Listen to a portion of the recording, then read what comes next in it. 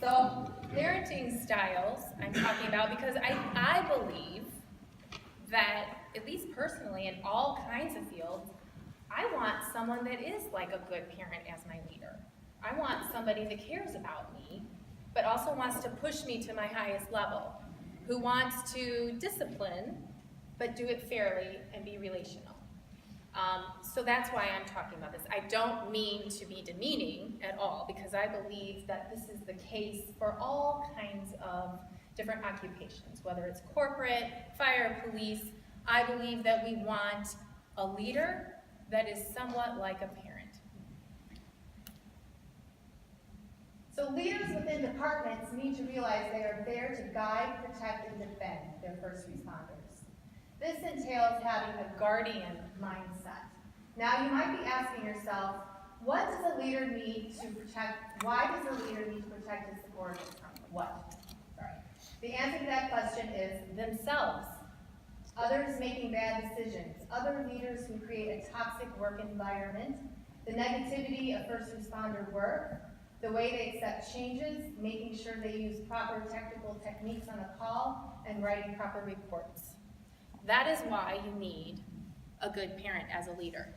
Leaders who see themselves as a father or a mother, they find more job satisfaction versus positional leadership. Positional leadership is, right, I am a chief, you do what I say. It's very much based on that position of power, right? Not the mindset that I am a guardian, but I am powerful. So there's this whole field right now, mostly in corporate. I took this from corporate, this paternalistic leadership model. What they find is increased job satisfaction and the subordinates as well as the leader. The organization commitment is higher, reduced turnover, and improved job performance. So I think people go into leadership. How many lieutenants and above in here? Okay. So would you agree that people get into this for different reasons, right? Some people get into it because they want the power or the money. And some people get into it because they really do want to nurture and mentor, right? And protect.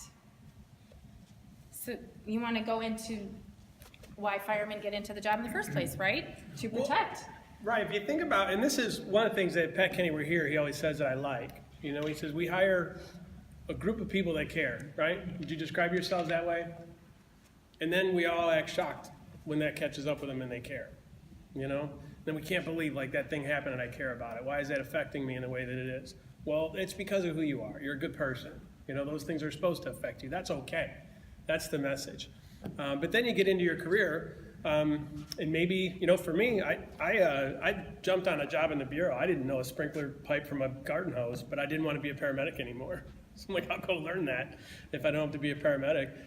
So it was not necessarily, that I was dying to become a lieutenant. I just didn't want to do what I was doing. There's different reasons why we take those promotions, and then maybe you had a bad leader. Maybe you had somebody that you didn't necessarily learn well from, but like Vinnie Bolin with FDNY used to say, nobody in this career is useless. I can always use you for a bad example.